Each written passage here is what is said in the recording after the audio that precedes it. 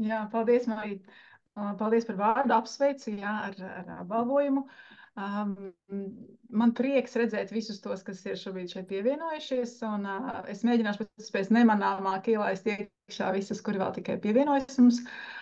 Jūs droši varat palikt ar kamerām, kas ir izslēgtas, ja jūs ļoti gribat, lai mēs redzam, ka jūs šeit esat, jūs varat arī ieslēgt, bet katrā ziņā mēs nelūdzam jūs to darīt. Tā kā jūtieties brīvi, jūtieties ērti runājot par šo, nu jā, gana sarežģīto tēmu.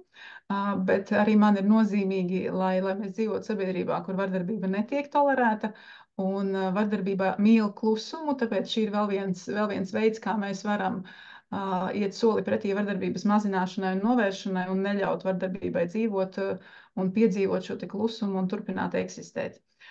Tāpēc paldies, ka esat šovakar šeit un veltat savu laiku un visticamāk esat veltījuši arī savu darbu, savu kaut kādu ieguldījumu vardarbības mazināšanas un novēršanas jautājumos. Jāreiz jūs esat šeit un šajā gadījumā droši vien, ka jums arī vārds Centrs Marta ir zināms, bet es mazliet vēlāk pastāstīšu vairāk jau tādā sociālās rehabilitācijas un palīdzības kontekstā, bet šobrīd vienkārši pieņemiet, ka es esmu Madara no Centra Marta, un pāriesim pie mūsu šīs dienas tēmas un mēģināsim tā ļoti ātri un vienlaikus pēc iespējas detalizētāk iziet cauri, jo apjoms mums ir liels.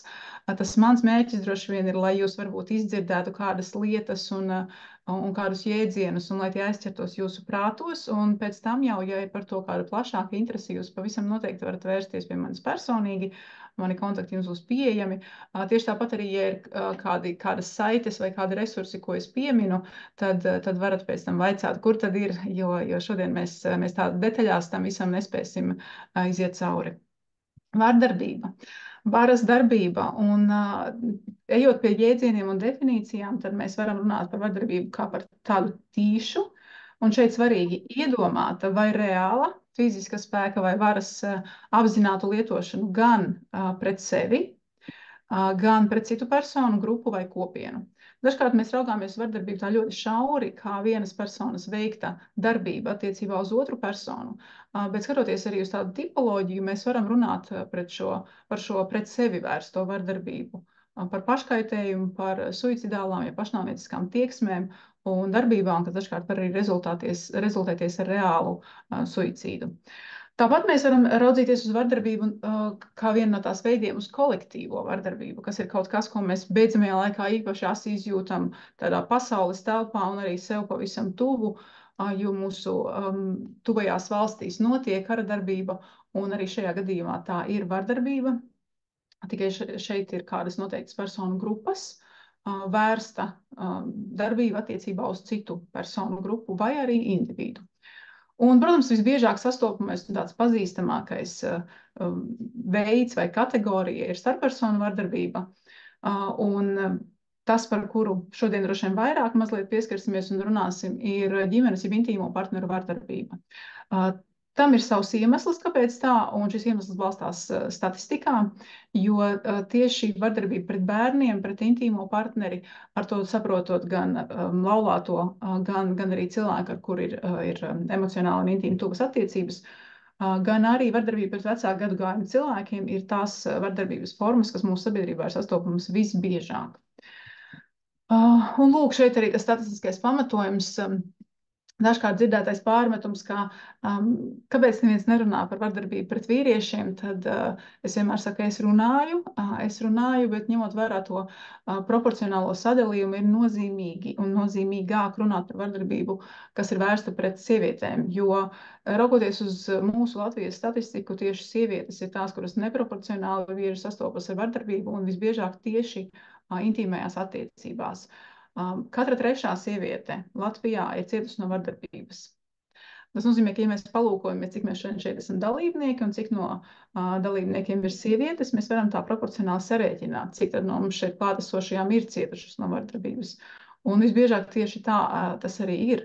Mēs jau varam domāt, ka tā katra trešā ir kaut kur ārpus šīs kompānijas, bet bieži mēs neatpazīstam, ka tas, ko mēs esam piedzīvojuši, ka tā ir vardarbība.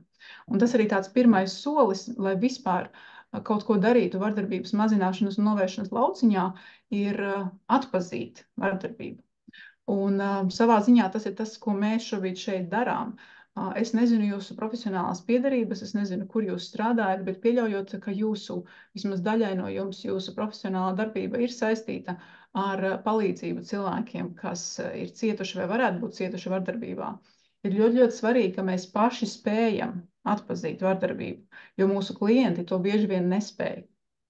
Un tad mums ir jābūt tiem, kuri var ieraudzīt klientu stāstos un klientu teiktajā, ka šī ir vardarbība, spēt to identificēt un tad arī parādīt klientam. Un tikai pēc tam mēs varam doties tālāk pie kādiem citiem soļiem.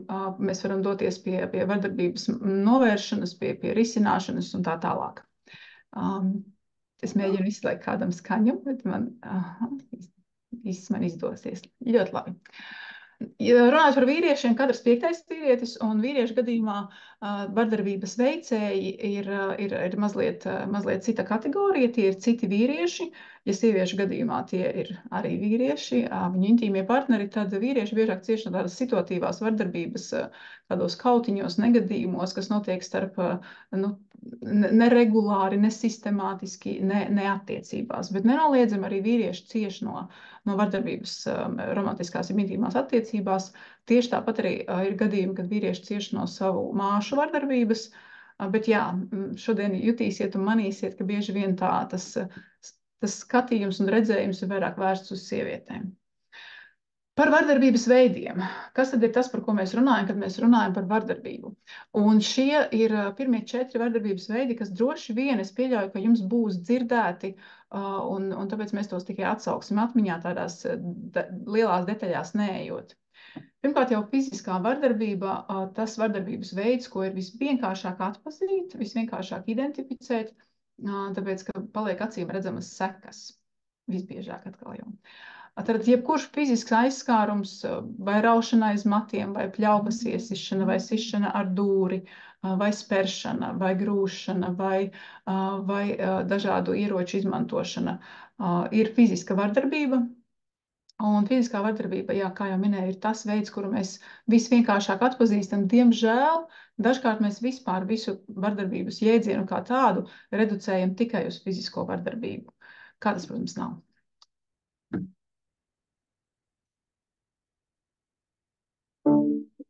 Varbūt tev šis viss ir pazīstams jau no bērnības. Tu jūties priecīgi un droši tikai tad, kad neesi mājās. Vakaros tev ir bail atgriezties, jo nekad nevari būt droša par to, kas tevi sagaidīs. Varbūt tu domāji, ka tas nekad nenotiks ar tevi, bet tas notiek. Reizēm nespēj noticēt, ka tā nu ir tava dzīve. Tu nezini, ko darīt. Tu nezini, kā to apturēt. Dažreiz pat šķiet, ka esi to pelnījusi un pati vien esi vainīga. Sišana, spēršana, grūstīšana, žņaukšana, raušana aiz matiem un citi fiziskas aizskaršanas veidi ir tava ikdiena. Tu klusē un nerunā par to, jo arī citi taču neticēs. Tu baidies, katru dienu baidies. Tu baidies ejot gulēt, ja nu kādu rītu tu nepamodīsies. Tā nu tu baidies un klusē. Vardarbībai patīk klusums. Ja tu to piedzīvo, neklusē, pārrauj cilpu, piezvani mums, un mēs palīdzēsim tev pārtraukt vardarbību. Bezmaksas atbalsta tālrunis noziegumos cietušajiem 116 006. Atceries, bērnam redzēt vardarbību ir ļoti sāpīgi un traumējoši. Pasargā nevien sevi, bet arī savu bērnu. Rīkojies tā, ik viens ir pelnījis cieņpilnu cieņu. Ja esi briesmās, zvani policijai 110. Uzzini vairāk www.cietušajiem.lv.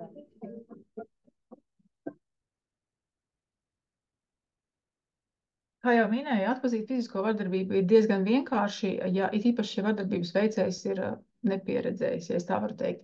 Jo, diemžēl, mūsu praksē ir situācijas, kur cilvēki, kas veic fizisko vardarbību, ir iemācījušies to izdarīt tā, lai nepaliek sekas, un līdz kādam noteiktam brīdim viņi arī diezgan veiksmīgi spēj kontrolēt konkrēto vardarbības izpausmi, spēj iesist tā, lai neredz, spēj izdarīt kaitējumu, fizisku kaitējumu tā, lai apkārtēji pēc tam neredzētu sakas. Nevienmēr fiziskās vardarbības upuri staigā apkārt ar zilām acīm vai ar laustiem žokļiem.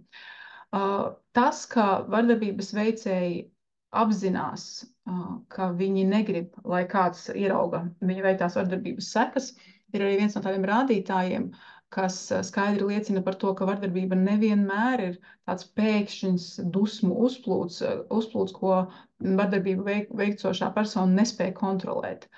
Šis dažkārt tāds attaisnojums, ko lieto gan paši vardarbības veicēji, gan arī kādā brīdī vardarbībā cietušās personas, bet tā nav patiesība.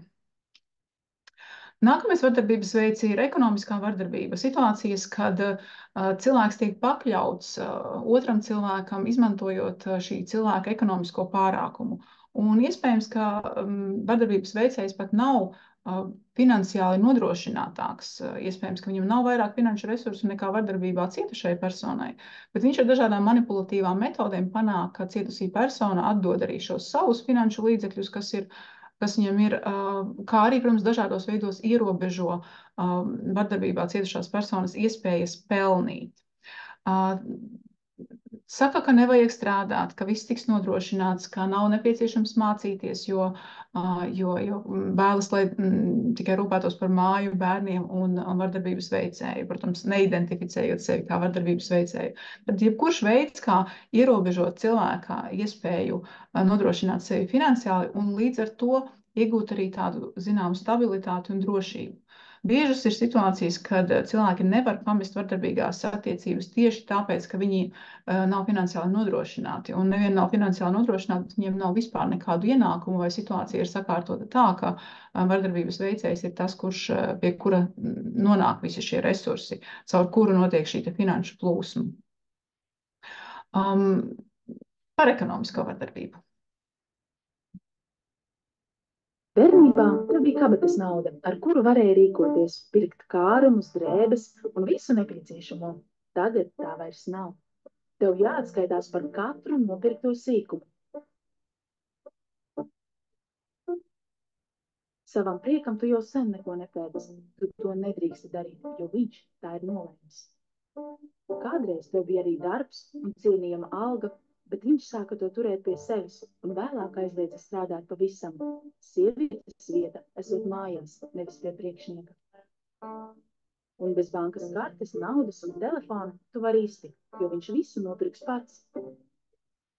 Tu bieži klusiņām raudi, redzot citus iepērkamies. Tev ir bail, ka viņš atkal dusmosies, tāpēc labāk ir klusēt. Vardarbībai patīk klusums. Ja tu to piedzīvo, neklusē, pārraud cilpu.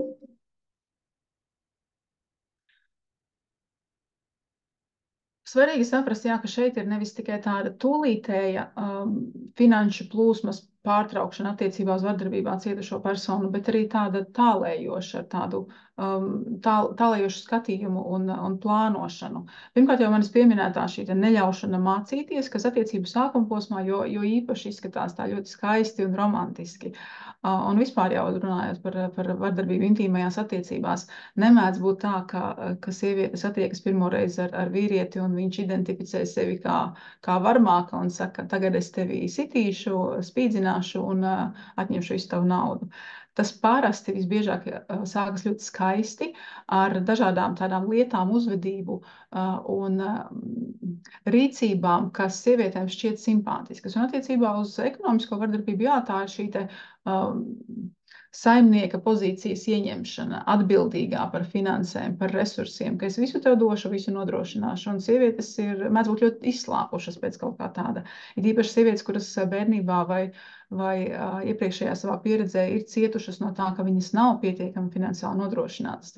Tad situācija, kur viņai sola, ka viņai nebūs jāstrādā, liekas ļoti, ļoti simpātiska un pievilcīga un gribas noticēt, ka tas tiešām būs tā, tas būs tas sieras peļu slazdā, kurš būs bez maksas šajā gadījumā.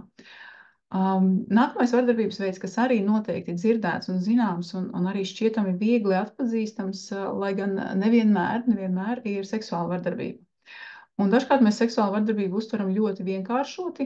Mēs uztveram seksuālu vardarbību kā izvarošanu un tikai tad situācija, kur noticis fizisks akts, penetrācija, domājot par to tā ļoti fizioloģiski vienkāršoti, bet seksuāla vardarbībā ir daudz un dažādi veidi, un tā būtībā ir jebkura rīcība, kas ir vērsta pret cilvēka ķermeni, pret viņa seksualitāti, pret viņa gribu.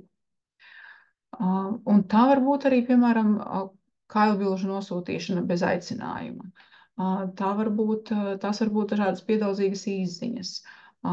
Tas var būt nejaušs uzsitiens pa dupsi darba vietā. Ja? Tās formas ir tādas atkal jau kaut kādā brīdī kādam šķiet varbūt pieņemamas, kādā brīdī kādam liekas pat patīkamas, bet ja tās ir bez otras personas skaidri paustas piekrišanas, tad tā ir seksuālā vardarbība.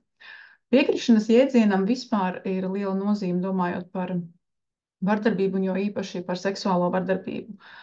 Piekrišanai ir jābūt skaidrai, nepārprotamai, paustai vispār. Jā, tā nevar būt kaut tāda kā nojausta vai interpretēta. Ja sieviete vai vīrietis saka skaidru savu jā, tad tā ir piekrišana. Ja otrai pusē likās, ka nolaisti plakstiņi ir piekrišana, tā nav patiesība. Piekrišanai ir ļoti, ļoti liela nozīme, jo īpaši domājot par attiecībām starp jauniešiem, kuri sāk veidot romantiskas attiecības, intīmas attiecības. Šeit ir svarīgi skaidrot viņiem šo piekrišanas jēdzienu un konceptu un cik tam ir liela nozīme šīm te robežām un skaidri paustai pārliecībai, ka jā, es piekrītu tam, ko tu dari. Turklāt svarīgi arī atcerēties, ka piekrišana nav kaut kas tāds, kas ir vienreizējs. Ja es vienreiz esmu piekritus seksuālām attiecībām, tas absolūti nenozīmē, ka es piekritīšu arī nākamreiz. Piekrišana ir jāsaņem katru reizi, jo cilvēka situācija, viņa vai viņas robežas var mainīties, un otrai pusē tas ir jārespektē. Ja nenotiek šī respektēšana, ja nenotiek šī cieņa attiecībā uz otras personas robežām un seksuālajām robežām, tad mēs runājam par seksuālo vardarbību. Tu esi dzirdējusi, ka katram ir tiesības būt noteicējam pār savu ķermeni, bet tu vairs neatceries, kā tas ir. Katru dienu tu ar šausmām gaidi vakaru, lai darītu lietas, kuras tev negribas darīt. Tu pacēli sāpes, pretīgumu, asaras un nepatiku varonīgi klusējot. Viņš ar tevi dara visu, ko vēlas, kā ar nejūtīgu lēli, kas paredzēta viņa valdai. Tu to noklusē arī citiem, jo to visu paciest ir vieglāk, nekā izjust kaunu, meklējot palīdzību. Vardarbībai patīk klusums. Seksuālo vardarbību visbiežāk var atpazīt cilvēks pats, jo mūsu sabiedrībā, respektīvi, to grūtāk atpazīt sabiedrībā, jo mūsu sabiedrībā nav ierasts runāt par seksuālām attiecībām, arī par veselīgām seksuālām attiecībām. Tā ir tāda tabū tēma, mēs par seksu nerunājam, mēs arī baidāmies runāt ar bērniem un jauniešiem par šiem jautājumiem, līdz ar to informāciju par to, kas ir veselīgas seksuālas robežas un kas nav, viņi iegūst internetā. Un visticamāk viņi nelasa Martas mājaslapu, bet iegūst to no kādiem sev pieejamiem resursiem ar tādu sakropļotu informācijas padevi. Attiecībā uz seksuālo vardarbību ierocis ir varas un kontrolas iegūšana. Un šie divi vārdi ir ļoti, ļoti nozīmīgi, domājot par jebkuru vardarbības veidu. Vara un kontrole. Tas ir tas, pēc kā tiecas jebkurš vardarbības veicējs, un tas ir tas, kas arī ir šī vardarbības veicēja instruments. Ja abas puses ir vienlīdzīgas un nevienai no pusēm nav vairāk varas vai kontrolas, tad visticamāk mums tur var būt strīdi, konflikti, jā, iespējams arī sakaušanās un saķeršanās, bet tad tā visticamāk nebūs vardarbība. Varas un kontrolas nevienlīdzība ir tā, kas veido vardarbības iespējamību. Un savukārt vēl viena tāda lieta, kas skaidri raksturo to, ka kāds šajās attiecībās ir upuris, ir bailes. Tas, kuram ir bail, tas visticamāk ir upuris. Jo dažkārt arī policijai, vismaz tā kā viņi saka, ir grūti atpazīt, kas tad šajā situācijā, kurš ir vardarbības veicējs un kurš ir upuris. Atbrauc un skatās divi cilvēki, abi kaut ko tur sadarījuši, sārdījuši māju un varbūt vienkārši tiešām sastrīdējušies, bet ir svarīgi atpazīt to, kura rokās ir vara, un kurš ir tas, kuram ir bail no šīm attiecībām un bail no personas, kas ir veikusi kādas darbības. Un ceturtais arī visbiežāk dzirdētais vardarbības veids ir psiholoģiskā jeb emocionālā vardarbība. Dažkārt mēdz izdalīt kā divus atšķirīgus veidus. Pēc manas pārliecības tas nav nozīmīgi, jo tad mēs sākam meklēt tās nianses, kur ir psiholoģiskā un kur ir emocionālā. Bet būtībā tas ir jebkurš verbāls, emocionāls vai psiholoģisks aizskārums, kas tiek vērsts pret otru personu. Un psiholoģiskā jau emocionāla vardarbība tā mums ir tāda māsiņa visiem citiem vardarbības veidiem, jo grūti, protams, iedomāties vai nepastāvošo fizisko vardarbību bez emocionālās vardarbības, vai seksuālo vardarbību, vai ekonomisko. Var būt, ka psiholoģiskā jau emocionāla vardarbība pastāv viena pati, ja, tad kā atsevišķs vardarbības veids, bet visi šie trīs pārējie vardarbības veidi visbiežāk kombinējas ar emocionālo vardarbību. Dažkārt arī dzirdēts teiciens, ka emocionāla vardarbība ir vissmagākā.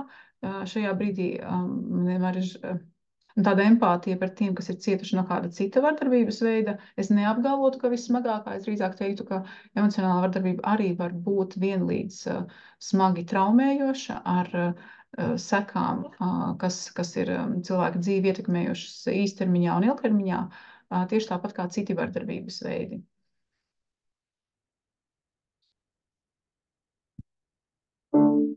Viņš tevi neaizskar fiziski.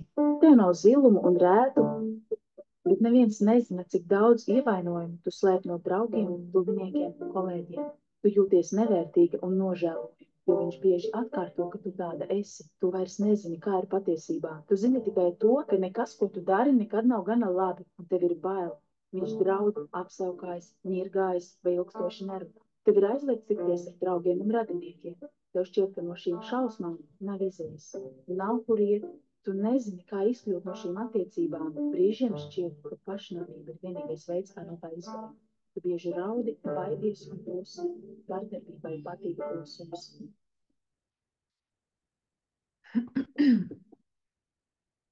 Bailes. Bailes vēlreiz un vēlreiz bailes no cilvēka, kurš ir vardarbības veicējs. Interesanti, jā, kādu arī valodu mēs lietojam šajā gadījumā.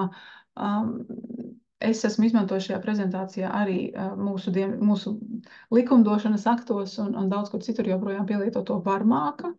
Šajā gadījumā tas ir agresors. Man personīgi vissimpātiskākais šķiet formulējums vardarbības veicējs, jo priekš manis tas atstāja iespēju šim cilvēkam arī mainīties. Ļoti iespējams, ka viņš ir vardarbības veicējs kādu apstākļu pēc savā bērnībā, kur viņš ir bijis tas, kurš ir cietis no vardarbības, kādu citu apstākļu pēc, bet tas neuzliek tādu permanentu nospiedumu, ka viņš ir varmāka un tas ir viss, kas viņš ir. Esot sadarbībā ar citu valstu pārstāvjiem un tulkojot to, kādu valodu viņi lieto, man likās interesants arī tāds formulējums kā vardarbības autors. Bet mums Latvijā visbiežāk lietotais varmāka un, manuprāt, tāds cieņpilnākais, neraugoties uz to nodarījumu, ko šis cilvēks ir izdarījis otram cilvēkam, bet ar cerību, ka viņš var mainīties, ir vardarbības veicējs. Šis ir tās lietas, ko mēs sakām savām klientiem un klientiem, kā tad atpazīt psiholoģisko vai emocionālo vardarbību. Bieži vien cilvēki, kas ir piedzīvojuši cita veida vardarbību, piemēram, fizisko vardarbību, kaut kad agrāk savā pieredzē, saka, nu nav jau tik traki, viņš jau mani nesit, vai ne? Viņš jau tikai sauc mani par muļķi.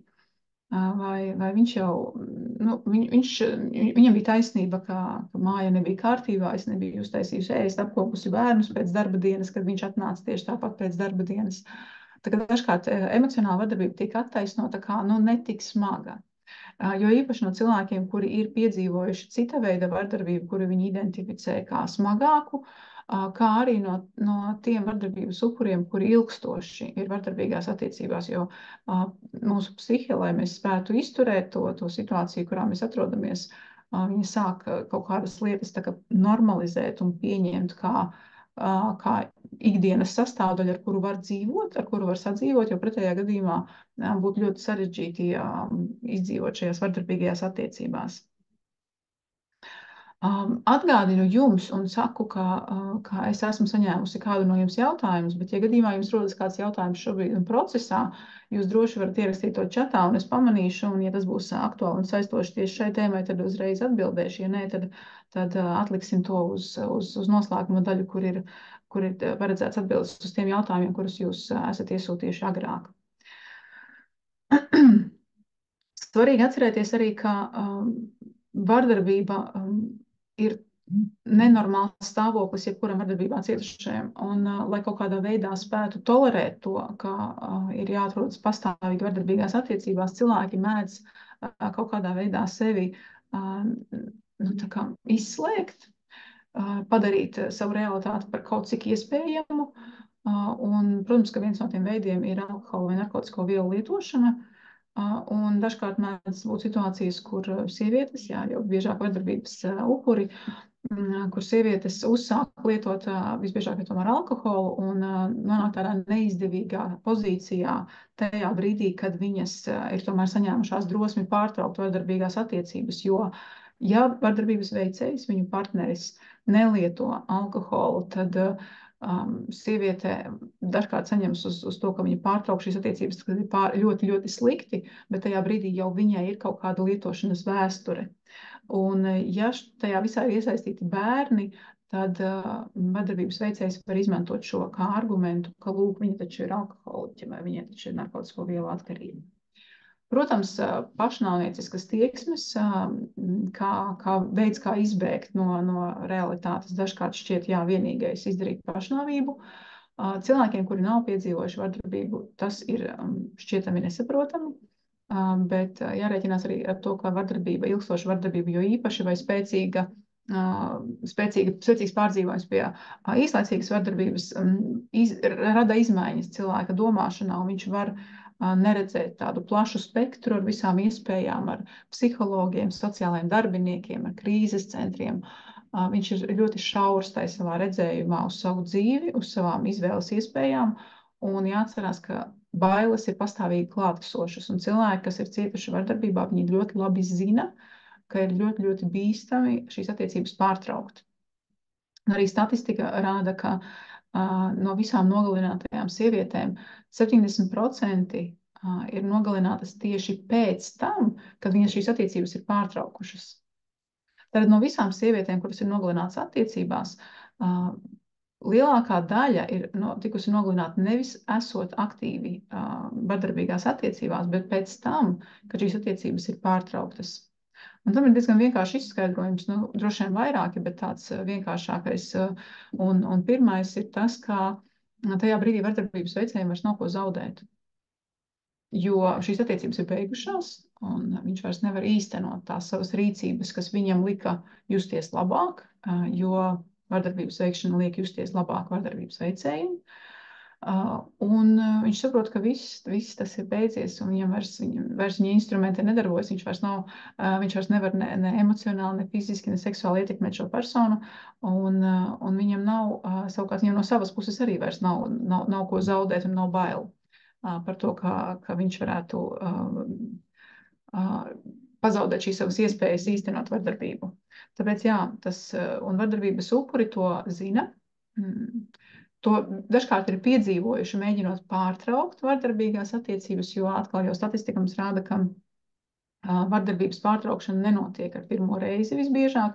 Ļoti, ļoti retas ir situācijas, kad cilvēks izlemj pārtraukt vardarbīgās attiecības, pārtrauc un nekad vairs tajās neatgriežas.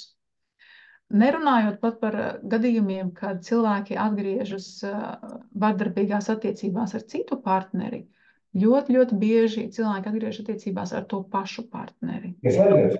Tad ir vardarbīgās attiecības, tās ir pārtrauktas, un cilvēks atgriežas pēc kāda laika. Un atkal jau mums var likties pilnīgi nesaprotam, viss taču bija kārtībā, vai ne? Tik grūti visticamāk bija tās pārtraukt, un atkal viņš vai viņa ir atpakaļ tajās attiecībās. Un šādas pārtraukšanas reizes ir 6 līdz 8, kuras ir nepieciešamas līdz brīdim, lai galēji pārtraukt attiecības. Tad notiek šī staigāšana turp un atpakaļ, uz vardarbīgajām attiecībām, un tas ir arī normāli vardarbības gadījumā, un arī mums svarīgi to atcerēties, ja mēs strādājam ar cilvēkiem, kuri ir cietuši vardarbībā, nedusmoties par to, neapvainoties, neaizslēgt durvis, tā metaforiski runājot, būt atvērtiem vienmēr palīdzēt tajā brīdī, ja cilvēks izlems atgriezties pie mums un risināt šo savu situāciju atkal. Jo tas prasa laiku, tas prasa ļoti daudz spēka, tas prasa izglītošanos, tas prasa piedzīvot sekas no vardarbības atkal un atkal līdz brīdim, kamēr tiešām ir iespējams pārtraukt attiecības jau neatgriezeniski. Tas, ko jūs šobrīd redzat ekrānā, tie no jums, kuri redz ekrānu, ir varas un kontrolas aplis, kuru būtu ļoti, ļoti nozīmīgi saprast un apzināties, kas tad ir tas, kas notiek ar cilvēkiem vardarbīgās attiecībās. Šeit jūs redzat visus tos instrumentus, un droši vien, jā, ka visus, kurus vardarbību veicošās personas izmanto attiecībā pret otru personu. Un kā jau mēs runājam, tad visbiežāk vardarbībā cietušās ir sievietes, un visbiežāk vardarbības veicēji ir viņu partneri. Un bērni, kurus jūs redzat šeit šajā labajā pusītē, un bērnu izmantošana ir droši vien, ka tāds biežāk izmantotais instruments.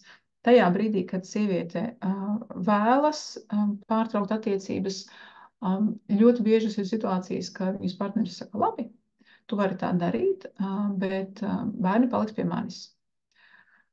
Un, protams, ka vairums sieviešu ir šis mātes instinkts, protams, ne visām, bet vairums sieviešu ir šis mātes instinkts un tā pārliecība, ka, jā, tiešām, viņš man viņus neatdos, lai gan varbūt nav nekādu objektīvu iemeslu, un tieši pretēji tie svaru kausi ir nosaušies par labu sievietei, ja ir ticis atzīts, ka viņa ir vardarbībā cietusi, ja ir fiksēts, ka viņai ir šīs vardarbības veicēja kaut kādas sekas un emocionālai pārdzīvojumi. Bet vienalga sievietēm ir milzīgs bailes, ka tiešām viņš neatdos viņai tos bērnus. Un arī tāpēc sievietes bieži nepamet vardarbīgās attiecības. Situācijās, kur attiecības ir jau pārtrauktas, vardarbības veicēji mēdz draudēt, ka viņi atņems bērnus sievietei, ja viņa neatgriezīsies attiecībās. Tāpat arī, ja tie kopīgie bērni, tad satikšanās ar šiem bērniem varbūt kā veids, kā vīrietis atkal var satikt šo te sievieti vai otrādi, pret kuru viņš vai viņa ir bijuši vardarbīgi un izmantot šo situāciju, lai turpinātu vardarbību. Un šo atkal svarīgi mums ņemt vērā, ja mēs esam kādi no tiem, kas var ietekmēt šos procesus un var lemt par to, kādās situācijās, kādos apstākļos satiekas divi cilvēki, satiekas divi cilvēki ar saviem bērniem, kuri ir šķīrušies tāpēc, ka kāds no viņiem ir bijis vardarbīgs. Ja mēs padomājam drusciņ solīt uz priekšu un skatāmies, kā tad izskatās situācija, kur vīrietis ir vardarbīgs pret sievieti ģimenē, kurā ir bērni. Un pat, ja viņš nav bijis fiziskā veidā vardarbīgs pret šiem bērniem, pieredzēt vardarbību, kas ir vērsta pret kādu no vecākiem, bērnam ir trauma, un tajā brīdī viņš cieš no vardarbības pats. Pat ja viņu neaizskar, pat ja viņam nepasaka nekādu skarbāku vārdu, viņš no tā cieš, un viņš caur to ir arī vardarbības upuris. Tāpēc mums kā speciālistiem būtu jābūt ļoti uzmanīgiem, kad mēs lemjam par situācijām, apstākļiem, kur divi cilvēki, no kuriem viens ir vardarbīgs, var satikt savus bērnus. Protams, bērnu intereses ir primārās, bet vienmēr var atrast apstākļus, kā satikties tādā veidā, lai tas netraumētu vardarbībā tieši cietušo personu. Un, protams, vienmēr ir vērts apsvērt, cik labs tēvs vai cik laba māte varbūt tas cilvēks, kurš ir bijis vardarbīgs pret otru vecāku. Vēl viens veids, kā izmantot šo varu un kā paust varu, ir ekonomiskā ietekmēšana, noklusēt par ienākumiem, paturēt tos sev, jau pieminētie tie veidi par neļaušanu strādāt, izlūgties kaut kādu finansējumu pat ikdienas lietām, kas ir nepieciešami visas ģimenes uzturēšanai un ne tikai personīgai lietošanai. Izolēšana ir veids, ko arī vīrieši mēdz, un visbiežāk tomēr vīrieši mēdz izmantot savās vardarbīgajās attiecībās caur tādu skaistu prizmu. Dažkārt vīrieši, tīpaši, ja viņi ir finansiāli labi nodrošināti, viņi pārliecina sievieti, ka vajag pārcelties kaut kur citur dzīvot, kaut kur uz kādu labāku pilsētu, kaut kur, kur ir vairāk izklaides, atpūtas iespēju. Un visbiežāk tas ir kaut kur tālu no sievietes draugiem, no sievietes ģimenes, tad no visas sievietes atbalsta resursa klāsta, kas viņai varētu būt situācijā, ja viņa piedzīvotu vardarbību. Un šis viss process notiek vēl pirms vīrietis ir kļuvis vardarbīgs. Un šis atkal un vēlreiz parāda to, ka vardarbība ir plānota, organizēta, tā nenotiek stihiski, negaidīti, tas nav pēkšņs norāviens. Cilvēks, kurš veic vardarbību, viņš rūpīgi pirms tam izplāno, kā vislabākajā veidā varētu panākt šo te upura izolēšanu, lai pēc tam varētu brīvi rīkoties vardarbīgi un nebūtu atbalsta persona, nebūtu resursu, pie kuriem sieviete var vērsties un pastāstīt par to, ko viņa pārdzīvo. Jā, un tad vēl arī pie izolēšanas droši vien varam pieminēt to, ka vīrieši mēdz pārliecināt sievietes par to, ka vardarbību veicošie vīrieši mēdz pārliecināt sievietes par to, ka tev nevajag ar tām draudzenēm satikties. Viņas tev slikti ietekmē. Mums vispār nevajag nevienu citu, mums ir tāda mīlestība, mums pietiek vienam ar otru, tev nevajag tos paziņas, tev nevajag draugus, darba kolēģi, jo tev sen nav, jo tu nestrādā, jo es tevi nodrošinu. Tad maksimāli izolēt no cilvēkiem, kuri varētu kādā brīdī parādīt, ka hei, reku, tur deg tās sarkanās lampiņas vai tie sarkanie karodziņi jūsu attiecībās. Un tas ir gudrs gājiens, tas ir pārdomāts gājiens, strateģiski pareizs no vardarbības veicēja puses, lai varētu turpmāk īstenot vardarbību. Runājot par draudēšanu un piespiešanu kā vēl vienu varas un kontrolas apļa segmentu, pašnāvības draudi ir ļoti biežs manipulatīvs ierocis, ko izmanto vardarbības veicēji. Un pašnāvības draudi arī līdz tādai diezgan tālai robežai.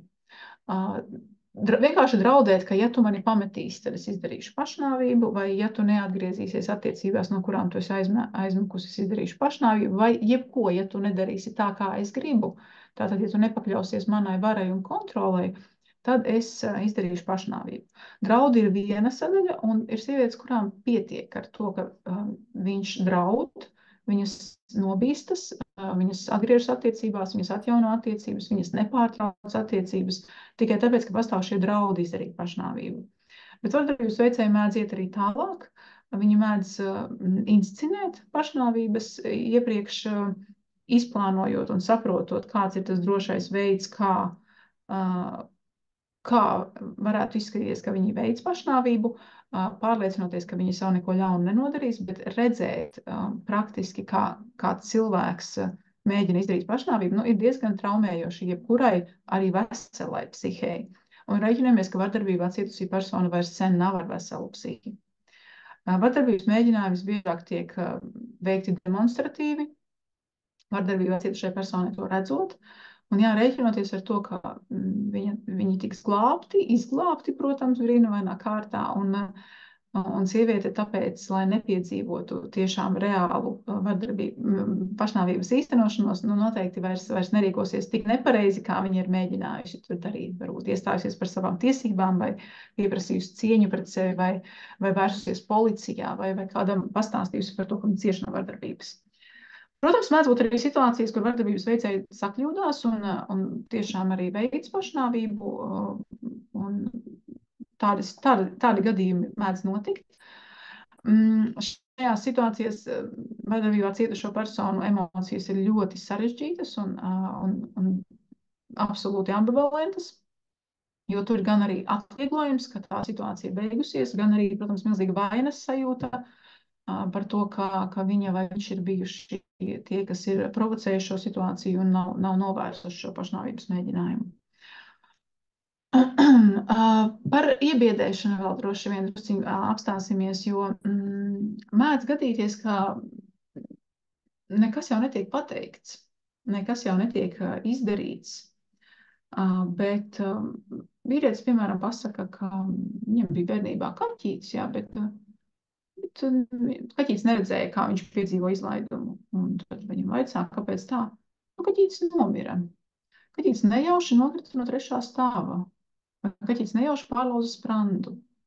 Un tas tiek pateikts tā, ka ir skaidrs, ka kaķītis nenomira dabiskā nāvē, un ar to tiek dots tāds skaidrs vēstījums, uz ko vardarbības veicējs ir spējīgs. Un tādā ziņa, ka tas notiks ar tevi tad, ja tu man nepaklausīsi, ja tu nepakļausies šai varai. Tāpat arī domājot par ieročiem vai par nažiem, kas ir, ieroči droši vien ne visiem mums mājās, domājot par tādiem šaujamieročiem, bet naži taču mums visiem mājās. Un tas varbūt vienkārši nolikts liels virtuves nāzes demonstratīvi uz galda. Vai nopirkts vesels komplekts ar lieliem nažiem. Nekas netiek pateikts, bet vēstījums ir skaidrs, un vardarbības upuri ļoti skaidri saprot šos vēstījumus. Virzīsimies tālāk un palūkosim par to, kā tad mums saprast, kurās situācijās mēs daudzam traukus, tāpēc, ka mēs esam ļoti dusmīgi, un kurās situācijās trauku daudzīšana atkal jau ir tāds vēstījums no vardarbības veicēja par to, ka viņš negrasās vai viņa negrasās kontrolēt un savaldīt savas dusmas nākamajā reizē. Stāsts par konfliktiem un vardarbību un to, vai tas ir viens un tas pats vai nav tas viens un tas pats ļoti aktuāls ir 2 gadījumos, domājot par medijiem un domājot par policijas darbu. Jo tieši mediji ir tie, kas mums nodod tādu vēstījumu par to, kāda ir apstākļi, kāda ir situācija attiecībā uz vardarbību, vai mums ir par kaut ko jāsatraucās, vai mums viss ir mierīgi sabiedrībā. Mēs lasām un noticam. Un tad, ja mēs pastāvīgi ziņās lasām, ka tur bija konflikts, ģimenes konflikts, kuram nav konflikti, vai ne? Pēc manas pārliecības ģimenes konflikts ir normāla attiecību sastāvdaļa. Pāri, kuri saka, ka viņi nekad dzīvē nav konfliktējuši, man drīzāk izraisa aizdomas, nekā vēlmi aplaudēt par to, cik viņi ir saticīga ģimene. Atšķirīgi viedokļi un šo viedokļu paušana var būt jālīdz tam, ka mēs sakliedzamies, ja mēs sabļaustamies, mēs esam dusmīgi uz viens uz otru, ir pilnīgi normāli. Pie noteikuma, ja attiecības ir vienlīdzīgas, ja kādam nav viņa pusē šī te vara un kontrole. Bet atgriežoties pie mediji, vismaz pie mums Liepājā, mēdz būt ziņu virsrakstos ierakstījuši, ka pēc ģimenes konflikta sieviete izkrīt pa 3. stāva logu. Tāds, cik bieži jūs izkrītat pa 3. stāva logu, kad jūs konfliktējat? Vai ģimenes konflikta laikā sieviete sadurs savu vīru? Tāds konflikts arī. Vai kāds kādu nogalina ģimenes konflikta laikā? Šis ir ļoti mīļš jēdziens, tāds termins, ko lieto medijos, un absolūti nepareizs. Man liekas, ka ja vien kāds no jums šeit būtu no preses vai no žurnālistikas lauciņas, būs vienkārši ļoti, ļoti laimīga, ja nākamreiz par to rakstot, tiktu ņemts vērā tas, ko jūs šobrīd redzat šeit uz ekrāna, ka konflikts un vardarbība absolūti nav viens un tas pats, un nevajag mazināt vardarbības nozīmīgumu, saucot to par konfliktu. Vardarbība nav konflikts, un konflikts nav vardarbība. Otrs stāsts ir par policiju, kas fiksējot kādus gadījumus, kuri bijusi vardarbība, dažkārt pat fiziskā vardarbība, jo es varu pieļaut, ka ne visi ir jomas speciālisti un ne visi spēj, lai gan vajadzētu, orientēties vardarbības lauciņā un nespēja varbūt atpazīt emocionālo vardarbību, bet fiziskā vardarbība. Tur, kur kādam kaut kas ir saplēsts, norauts, kur vardarbības veicējs joprojām stāv ar sievietes matu kušķi rokās. Tajā brīdī fiksēt to kā ģimenes konfliktu ir, manuprāt, noziegums. Tā ir vardarbība, un kā tāda tā ir arī jāfiksē, jo tā ir arī pilnīgi cita statistika. Tas mums parāda to reālo ainu, ka mums nav 200 konflikti mēnesī un 2 vardarbības gadījumi. Nē, iespējams, ka mums ir 180 vardarbības gadījumi un 22 konflikti. Tāpēc šis ir svarīgi, un šis atkal ir par atpazīšanu. Par to, vai mēs atpazīstam vardarbību, un šajā gadījumā, vai mēs spējam atšķirt vardarbību no konflikta. Un kas tad atšķir šīs 2 lietas? Pirmkārt, tās ir šī pozīcijas, stāsts par varu. Konflikta gadījumā tās ir līdzvērtīgas, abiem ir iespēja izteikties, un abu viedokļi tiek ņemti vērā. Vardarbības gadījumā savukārt vienai pusē ir pārākums, ir vara, un otrās puses viedoklis netiek ņemts vērā. Konflikta gadījumā tas iemesls var būt interešu sadursme, tās var būt dažādi viedokļi, kādas neapmierinātas vajadzības.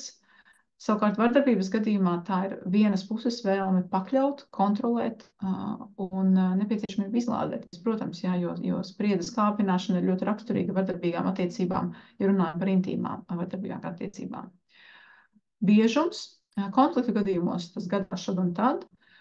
Savukārt vardarbības gadījumā tās ir mērķiecīgas darbības, pastāvīgi, kā tāda attiecību sastāvdaļa un kaut kādā brīdī jau attiecību būtība. Ar konfliktu mēs mēģinām atrisināt problēmu, un savukārt ar vardarbības palīdzību viena puse mēģina pakļaut otru personu. Kāda ir sajūta pēc tam? Jā, vai mēs vispār varam paļauties uz savām sajūtām, bet cietusī persona un cietusī puse vardarbības gadījumā jūtas pazemota, viņai ir bail atkal jau, ir vaina, netaisnīgums sajūta savukārt. Tas, kurš ir uzvarējis vardarbības veicējs, tas ir pārāk un viņš ir apmierināts par šo te iznākumu.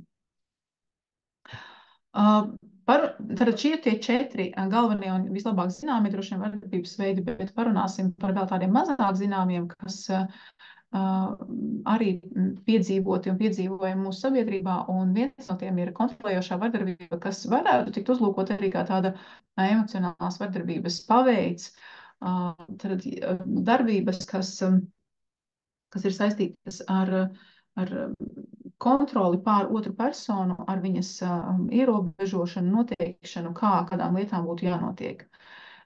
Es gribētu drusciņ ātrāk virzīties uz priekšu, jo es jūtu, ka es esmu ļoti aizrāvusies ar šo sadaļu, bet mums vēl ļoti daudz, kas jāpaspēj. Vajāšana, kas šobrīd, ja vien par vardarbību sakot, var teikt brīnišķīgi, ir sodāma, kas ir arī tāds liels sasniegums un panākums, kā šobrīd par to, ka kāda persona ir tikusi vajāta, otru personu var sodīt. Tava dzīve nepieder tev. Mājās tu nejūties droši. Visur, kur ej, tu atskaties pār plecu. Tev ir bail, ka viņš uzzinās, ka esi bijusi pusdienās ar kolēģi. Viņš tevi terorizē ar e-pastiem, uzmācīgiem zvaniem un neskaitāmām draudošām ieziņām. Tavas mantas pieder viņam, tu jūties kā īpašumā nonākusi mantiņa. Tev ir bail par to, kas notiks, ja tu pretosies. Beigt nav kur, jo viņš sola tevi atrast pat otrā pasaules malā. Tavai mammai iespējams bija tieši tāda pati dzīve. Tāpat kā viņa, tu jau sen nedrīksti nekur iet viena. Varbūt nedrīkst iet nekur vispār. Tu esi pazemota un iebiedēta tā, ka pat neiepīksties un dari visu, ko liek. Klusēt ir vienkārši.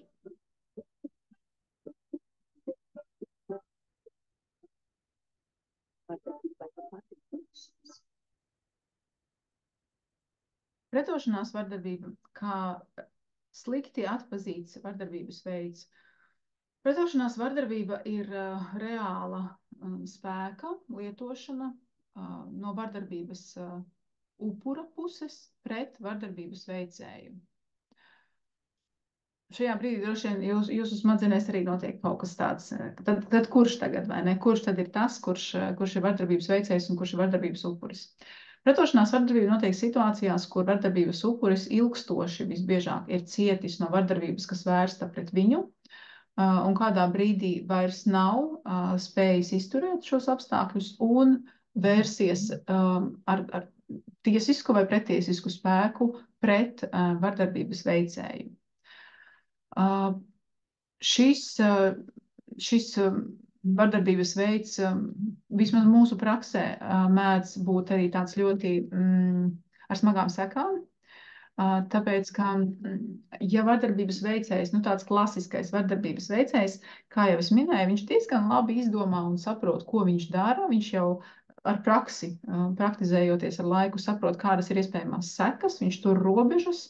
Viņš bišķi seko līdz tam, kā viņš to vardarbību īstenos, tad vardarbības upurim nav tādas pieredzes. Ja. Viņš nezina, cik ir viņam spēka vai viņai, viņš nezina, cik tālu viņš vai viņa var iet, lai nenodarītu kaitējumu, kurš var būt neatgriezenisks. Un pretošanās vardarbība mēdz beigties ar smagiem miesas bojājumiem, kurus veids vardarbībā cietusī persona pret vardarbību veikušo personu. un, diemžēl, mēdz beigties arī ar vardarbību veikušās personas nāvi. Un šeit ļoti, ļoti liela nozīme tam, kā strādā mūsu tiesu sistēma. Un lai tiesneši un izmeklētāji spētu atpazīt un spētu identificēt, kurš tad tajā situācijā bija tas, kurš ir ticis novests līdz šai rīcībai, kad otra persona ir tikusi savainota, sadurta, sašauta, nogrūsta pat repēm. Un šīs rīcības rezultātā ir iestājusies šīs personas nāve vai smagi miesas bojājumi vai viegli miesas bojājumi. Un kurš ir patiesais vardarbības veicējs un kurš ir patiesais vardarbības upuris. Ļoti, ļoti liela nozīme, lai tiesu sistēma un tiesības sargājušās iestādes spētu to atpazīt, saprast un nesodītu vardarbībā cietušās personas kā vardarbības veicējus. Es zinu, ka šis var izklausīties pārsteidzoši, bet mazliet ļaujiet tai domai nosēsties un pieņemiet kā faktu, piemēram, ka Iļuciema cietumā ļoti daudz, var teikt, jā, ka ļoti daudz sieviešu atrodas tieši tāpēc, ka viņas ir bijušas vardarbības upuri, kādā brīdī nav izturējušas šos spiedienus, šos pazemojumus, šos pārdzīvojumus, ir veikušas pretošanās vardarbību un nodarījušas kaitējumu, par kuru draud krimināla atbildība savam vardarbības veicējiem. Jā, labi, par šo drusciņām. Dzīvē gadās dažādas neparedzētas situācijas, arī traumējošas un briesmīgas. Tā var būt zādzība vai aplaupīšana, atstājot tevi bez iztikas līdzekļiem un drošības sajūtas. Tā var būt arī autoavārija, ar kuras sekām tu psiholoģiski nespēj sadzīvot. Tas var būt arī uzbrukums uz ielas, psiholoģiska vai fiziska vardarbība ģimenē,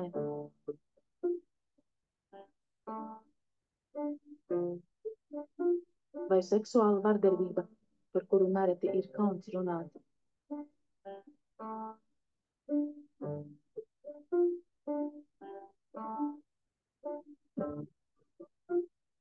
Arī vardarbība internetā un vajāšana viens no izplatītākajiem mūsdienu vardarbības veidiem.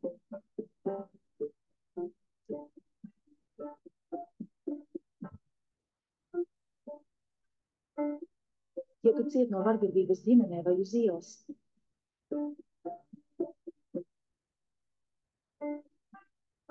fiziska uzbrukuma, seksuālas vai jebkāda cita veida vardarbības, zvani uz cietušo atbalsta tālruni 116006. Negaidi, kamēr būs par vēlu, pārrauc cilpu, ik viens ir pelnījis cieņpilnu dzīvi. Un tas, ko jūs redzējāt šajā video, bija dažādi vardarbības veidi, un viens no tiem šis te situatīvā vardarbība, kas notiek nevis pastāvīgi esot tuvās attiecībās ar kādu citu cilvēku, vienalga, vai tas ir mūsu radinieks, vai mūsu intīmais partneris, vai varbūt kolēģis, bet gadījumi, kad notiek uzbrukums uz ielas, kad ir seksuāls uzbrukums pēkšņus negaidītos apstākļos, tad situācijas, kuras nav regulāras, sistemātiskas, bet atkarībā no situācijas, jā, tad situatīvā vardarbība, kas ir tādi epizodiski gadījumi, bet arī šajos gadījumos ir svarīgi, ka mēs spējam identificēt un atpazīt, ka tā ir vardarbība. Video bija pieminēta arī vardarbība internetā, jeb kibervardarbība, jeb tehnoloģijās balstīta vardarbība, kas ir atsevišķa un ļoti plaša tēma, un pavisam nesen runājot par šo jautājumu, es savā prezentācijā identificēju vairāk kā 20 kibervardarbības veidus. Vairāk kā 20, iedomājieties kāds milzīgs apjoms, un tur ir sava specifika vardarbībai, kura tiek veikta izmantojot tehnoloģijas, un tieši tāpat arī tehnoloģijas var izmantot šajos te mūsu nosacīt klasiskajos vardarbības veidos. Bet šodien par kibervardarbību nē, šodien mazliet vēl paturpināsim par vardarbību pret bērniem, jo mēs runājām par vardarbību pret pieaugušām personām, bet svarīgi ieraudzīt kādas dažas nianses, kas attiecas tieši uz bērniem. Mēģināsim neiet detaļās, bet attiecībā uz bērniem mūsu Bērnu tiesību aizsardzības likums saka, ka vardarbība ir visa veida fiziska vai emocionāla cietsirdība, seksuāla izmantošana, pamešana novārtā vai cita veida izturēšanās, kas apdraud vai var apdraudēt bērna veselību, dzīvību, attīstību un pašcieņu. Un šeit tas vai var apdraudēt ir nozīmīgs. Tad nevis rīcības, kuras reāli šajā brīdī jau apdraud, bet uzvedība, kas var apdraudēt bērnu arī nākotnē. Domājot, piemēram, par pamešanu novārtā. Ja mēs atstājam mazu bērniņu uz ilgāku laiku vienu pašu nepieskatītu, tad tajā brīdī, kad mēs viņu atstājam, tas neapdraud viņa veselību, dzīvību, bet tas apdraudēs viņa attīstību nākotnē, viņa drošības izjūtu, uzticēšanos pasaulē, un pavisam noteikti var apdraudēt viņu arī tādā stundu ilgtermiņā raugoties, ka viņš var nodarīt sev kādu fizisku kaitējumu, neapzinoties savas rīcības sekas. Tad rīcība, kas ne tikai apdraud, bet arī var apdraudēt. Par vardarbību ļoti veca statistika, diemžēl nekā jaunāka mums nav. Un šeit gribas vairāk ne tik daudz par to procentālo dalījumu, kā uzsvērt to, ka tieši nerūpēšanās, ja vecāku nolaidība ir tas vardarbības veids, kas bērniem ir vistraumējošākais.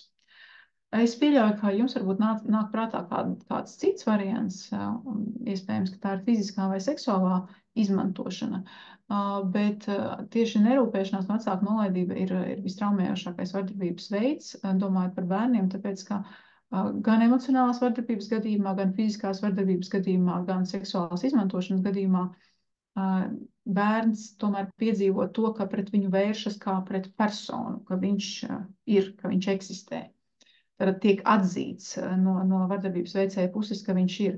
Savukārt nerūpēšanās, jeb pamešana novārtā, būtībā tā kā izslēdz bērnu kā personu, pret kuru var vērst kaut vai vismaz fizisko vardarbību. Ja, tas ir tāds sarežģīts prāta koncepts, bet tas ir tas, kas notiek bērnu smadzenēs. Viņš saprot, ka viņa nav, ka viņš nav pat tik nozīmīgs, lai pret viņu būtu fiziski vardarbīgs. Šeit es aicinu jūs pievērst uzmanību tam, kas ir saistībā ar seksuālo vardarbību, jeb seksuālo izmantošanu. Un šajā pētījumā ir minēta seksuālā vardarbība, bet es esmu ielikusi iekavās seksuālā izmantošana, jo runājot par bērniem būtu svarīgi atcerēties, ka mēs nerunājam par seksuālo vardarbību. Tajā laikā, kad tika veikts šis pētījums, vēl tika lietots šis jēdziens seksuālā vardarbība, bet attiecībā uz bērniem mēs sakām seksuālā izmantošana. Un runājot par bērniem, tiek identificēti 4 dažādi vardarbības veidi. Tā ir emocionāla vardarbība, fiziska vardarbība, seksuāla izmantošana, kas varētu būt kaut kas līdzīgs kā seksuāla vardarbība, bet būtībā plašāks jēdziens, un pamešana novārtā. Un pamešana novārtā bija tā, kas mums neparādījās vispār nekādā veidā pie vardarbības, kas tiek vērsta pret pieaugušām personām. Jā, tad attiecībā uz bērniem emocionālā, fiziskā vardarbība, seksuāla izmantošana un pamešana novārtā. Kāpēc tad mēs runājam par seksuālu izmantošanu, nevis par seksuālo vardarbību, kā tas bija kādu laiciņu atpakaļ? Bērnu tiesību aizsardzības likums saka, kas ir seksuāla izmantošana, un šeit es aicinu pievērst jūsu uzmanību uz to, ka salīdzinot ar to, kā seksuālā vardarbība kādreiz paredzēja to, ka ir jānotiek šeit fiziskai iekļūšanai bērna ķermenī. Un tikai tad mēs varējām runāt par to, ka pret bērnu ir veikts seksuāls dabas pārkāpums. Savukārt formulējums seksuālā izmantošana paredz ļoti plašu spektru un ir atbilstošāka tam pārkāpumam, kas tiek veikts pret bērnu un viņa seksualitāti, viņa robežām šajos jautājumos. Un tūlīt palūkosim, cik tad plašs tas spektrs var būt. Seksuālās izmantošanas formas, kā jau jūs tagad sapratāt, pavisam noteikti nav tikai izvarošana, ar to saprotot jebkuru izvarošanas veidu vai anālā, orālā vai vagināla izvarošana. Seksuāla izmantošana ir arī bērna privātuma pārkāpšana. Piemēram, vēl celt no tās dreibītes, ko tu nebaidies, es taču esmu tikai tava mamma vai tikai tavs tētis, vai ne, tu vari te man noģērties, mums nekas nav slēpjams. Tāpat arī seksuāla izmantošana ir bērna pakļaušana citu seksualitātei. Piemēram, demonstratīva pārģērbšanās bērna klātbūtnē, atkailinoties, dzimuma akta veikšana bērna klātbūtnē, pornogrāfisku materiālu rādīšana vai neslēpšana no bērniem, atstājot tos vietās, kur tie ir brīvi pieejami bērniem. Bērna ķermeņa aizskaršana. Un, kā jūs redzat, tas viss virzās tādā trepītē uz leju, kļūstot aizvien tādiem smagākiem pārkāpumiem, kā nākamais ir dzimuma kontakts. Tas, ar ko mēs visbiežāk saprotam seksuālo vardarbību, bet redziet, cik vēl daudz pirms tam var tikt uzskatīts un tiek uzskatīts kā seksuāla izmantošana. Un kā tāds galējais punkts jau bērna seksuāla eksploatācija, kad bērns tiek fiziski pārdots kā ķermenis vai arī viņš tiek iesaistīts kādu seksuālu pakalpojumu sniegšanā vai pornogrāfiska materiāla ražošanā. Bērns tiek filmēts, kamēr viņš vai viņa veids kādas seksuālas dabas darbības. Svarīgi mazliet pieskarties šai tēmai par digitālo vidi, jo īpaši tāpēc, ka mūsdienās bērni un jaunieši dzīvo drīzāk tur nekā kaut kur citur, un nevar vairs teikt nekā reālajā pasaulē, jo digitālā pasaule priekš bērniem un jauniešiem ir ļoti reāla, tā ir īsta, tur ir viņu draugi, tur ir viņu komunikācija, tā ir reāla pasaule, tikai digitāla. Un mēs droši vien vairs nekad neatgriezīsimies situācijā, kad reālā dzīve ir tikai izejot ārā un satiekot draugus vai sakliedzoties pa balkonu. Mums ir jāpieņem, ka bērnu dzīve notiek digitālajā vidē un jāsaprot, kā mēs varam viņus pasargāt no tiem riskiem, kas viņus tur pavisam noteikti apdraud. Ko tad nozīmē seksuāla izmantošana digitālajā vidē? Tas ir gan dažādu seksuāla rakstura attēlu sūtīšana, dažādu videokameras iespēju izmantošanā, atkailinoties tālruņa vai reāli tiešām arī datorkameras priekšā, dažādas sarunas, sarakstoties, tāpat arī, kas svarīgi, pietiek ar vienu iegūtu, varbūt pat ne ļoti atkailinātu un ļoti intīmu fotoattēlu, lai uz šī fotoattēla bāzes varētu būvēt tālāk veselu komunikāciju stāstu un tādu pamatīgu savaņģošanu varmākas valgos. Nu, kā tas var notikt, ja, piemēram, meitene vai puisis piekrīt tādam draudzīgam uzaicinājumam atsūtīt savu kailu bildi. Nu, neko daudz, varbūt tikai krūtis vai neko ļoti tādu privātu un intīmu pēc aicinātāja viedokļa. Un ja šī viena bilde vai video nonāk viņa rokās, tad tas jau ir varas instruments, ar kuru var manipulēt un pieprasīt tālāk, atsūtīt privātākas bildes, atkailinātākas, kaut kādu vēl papildus saturu, iesaistīt bērnu vai jaunieti arī darbībās, kur viņš kļūst par kaut kādas porno industrijas objektu. Pietiek ar vienu kļūdainu soli, un tas var izvērsties ļoti, ļoti, ļoti bēdīgi šim te bērnam vai jaunietim. Jā, sekstings, tad intīmu attēlu pārsūtīšana, kailfoto pārsūtīšana. Jāņem vērā arī, ka šobrīd tehnoloģijas pieļauj izgatavot, sakombinēt cilvēka ķermeni no interneta, piemēram, kopā ar viņa reālo seju, kas arī ir tāds milzīgs risks, bet šajā gadījumā vismaz ir iespējams kaut kā pierādīt, ka bērns vai jaunietis nav tā persona, kas ir redzama ar atkailinātām ķermeņa daļām. Droši vien, jā, tas ne lieliskākais ieteikums, bet tas, ko ja ļoti gribas darīt, ko var ieteikt, ir, mēdz būt situācijas, ka, piemēram, ir attiecības starp diviem jauniešiem, un viens ir kaut kur tiešām, kaut kur tālu prom, vai varbūt vienkārši, dikti gribās aizsūtīt kaut kādu plikbildi, un tas otrs ļoti, ļoti lūdzās, un tur ir tādas attiecības tā kā uz mūžu 16 gados. Tad tas, ko droši vien es ieteiktu, ir, ja ļoti, ļoti vajag sūtīt, un nevar nekādīgi nesūtīt, tad mazākais ļaunums no visiem ļaunumiem, bet arī ļaunums ir sūtīt bildi, kur nav redzama seja. kur ir ok redzams, nezinu, gurniņš, krūtis, biceps vai ne, jebkas, ko ir gribējies tajā brīdī aizsūtīt, bet kur nav iespējams tā kā identificēt, ka tā ir tiešām tā persona, kas ir sūtījusi. Jo mēdz gadīties kļūdas, mēdz gadīties neforši draugi tam, kuram ir aizsūtīts, kuri pārsūta citiem. Mēdz gadīties, ka mīlestība 16 gados, kas bija uz mūžu, 17 gados beidzas. Bet tur ir kaut kāda sāpīta bēdiņa palikusi. Un tam, kura rīcībā šobrīd ir tā plikā bilde, un ja viņa ir ar seju, ir ierocis kā atriepties, un ir pat atsevišķs tāds jēdziens, kas saucas revenge porn, kas ir atriebības pornogrāfija, kad cilvēki atriebjoties par pārtrauktām attiecībām izsūta šos te attēlus vai video materiālus citiem cilvēkiem vai publicē kaut kur. Un tas ir reāls risks un var tikt nodarīts arī reāls kaitējums. Pieminēsim arī tādu varbūt mazāk dzirdētu jēdzienu kā kaitējošu seksuālu uzvedību, jo mēs runājam runājot par seksuālu uzmākšanos, mēs runājam par pieaugušajiem, kuri kaut kādas darbības veids attiecībā uz bērniem. Bet mēdz jau būt arī situācijas, kur divi nepilngadīgi jauni cilvēki veids kaut kādas darbības, kas ir ar seksuālu raksturu, un viņiem jau tā kā īsti nav arī nekāda atbildība par to. Jo krimināla atbildības vecumā viņi ir tā kā par jaunu, bet kaut kāds kaitējums tur ir noticis.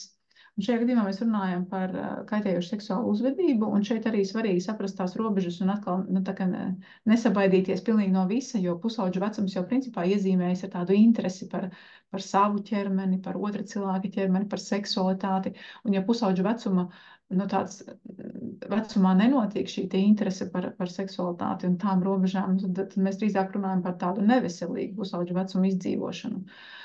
Bet jā, šeit ir tā skala, kur tā seksuāla uzvedība ir normas robežās, kur viņa ir akceptējama, un tālāk jau ir virzāmies līdz tam, ka tā var būt arī vardarbīga. Sarežģīti, kur tās robežas, bet vismaz svarīgi apzināties, ka kaut kas tāds arī mūsu pasaulē eksistē, kā cilvēki, kuri pavisam mazos gados jau veids kaut kādas darbības attiecībā viens pret otru, kas ir ar seksuālu raksturu. Es domāju, ka mēs kaut ko drusciņu laidīsim garām, jo man būtu būtiski pirmkārt pastāstīt jums par palīdzības resursiem, arī pavisam īsi, bet pirms mēs dodamies pie tā, šis ir vēl viens tāds koncepts, ko svarīgi zināt. Pieļauju, ka daudziem no jums tas ir pazīstams, un šis ir te vardarbības cikls, kā izskatās jebkura vardarbība intīmās attiecībās visbiežāk. Sākam, no kurienes gribam, droši vien, ka no tā vardarbības akta, no tā zaļā klucīša, kuru visbiežāk identificē kā vardarbību. Lai gan būtībā, ja ģimenē ir vardarbība un pār attiecībās ir vardarbība, tad viņi ir pastāvīgi šajā te vardarbības aplī.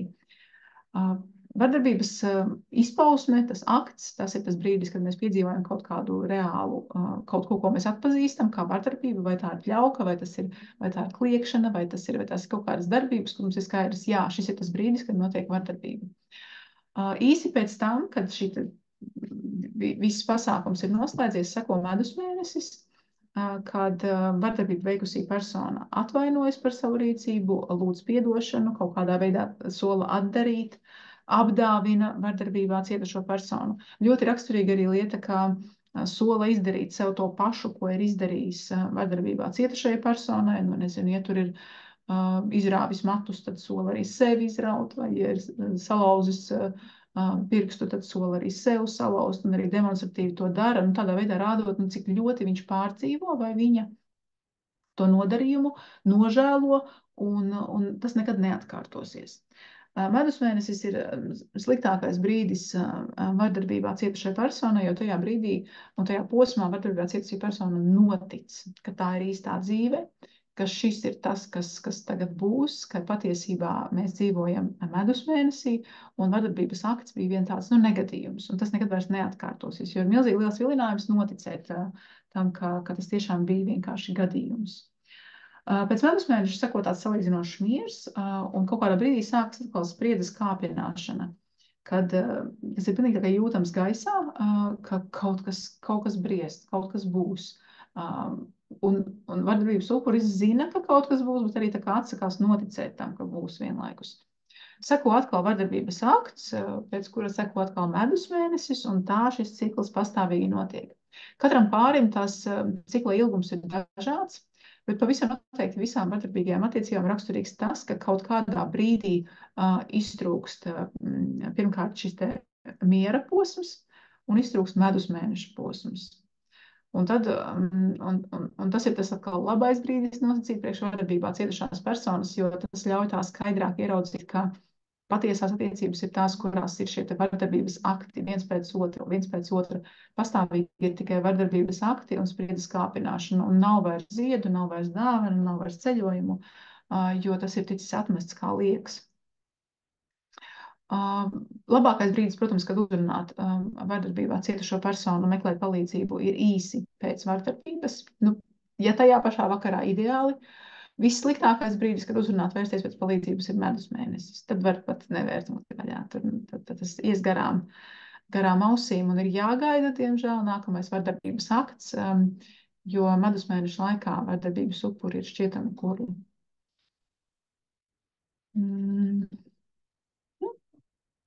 Pieņemiet, ka jūs ātri iepazīstaties ar brīdinājuma zīmēm, bet jums viņas būs prezentācijā, jūs varēsiet iepazīties detalizēti.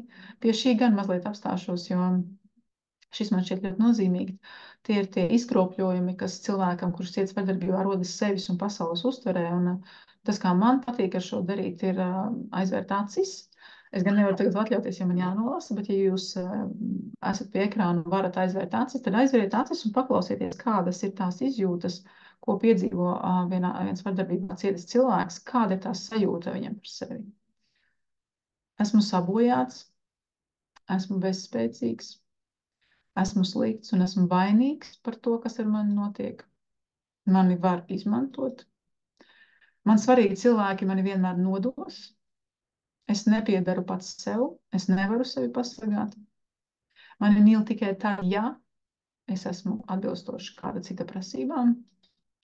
Es nezinu, kas es esmu, es neko nejūtu, dzīve ir smaga un pasaule ir bīstama, un visi tā dara, ja rīkojas vardarbīgi. Un šīs, vai nu visas, vai liela daļa no tām ir tās pārliecības, kuras kodējas un iesakņojas vardarbībā cietušās personas prātā, sajūtās, personībā. Par tiesisko aizsardzību īsi, ātri un tik vien kā, lai atminētos galvenos akcentus. Tiesiskās aizsardzības regulējums mūsu valstī ir gana labs tādā likumiskā nozīmē. Un tie ir tādi divi galvenie jēdzieni. Viens ir nošķiršana, un otrs ir pagaidu aizsardzība pret vardarbību. Un attiecībā uz nošķiršanu, tas ir kaut kas, ko var veikt un veic tikai un vienīgi policija, bet gan valsts policija, gan pašvaldības policija. Un nošķiršana var notikt tikai tajā brīdī, kad ir noticis šis te vardarbības akts. Nošķiršanu nevar veikt kaut kad vēlāk pēc mēneša, jo kāds ir sapratis, ka gribētu, lai tiek veikta nošķiršana. Nošķiršana notiek pavisam fiziski. Persona, kura ir bijusi vardarbīga uz laiku līdz 8 dienām, un parasti tās arī ir šīs 8 dienas, tiek izlikts no mājokļa. Neraugoties uz to, kam pieder dzīvesvieta, neraugoties uz to, uz kā vārda tiek īrēta, kam ir īpašuma tiesības un tā tālāk. Ja kāds ir veicis vardarbību un policija pieņem lēmumu par nošķiršanu, tad šis kāds tiek nošķirts uz laiku līdz 8 dienām bez iespējas atgriezties. Tā pavisam parasti un realitātē tas, protams, nozīmē arī tās personas izlikšana no dzīvesvietas. Vienlaikus policija nekur neaizved, neizolē šo personu, neieslēdz uz šīm 8 dienām.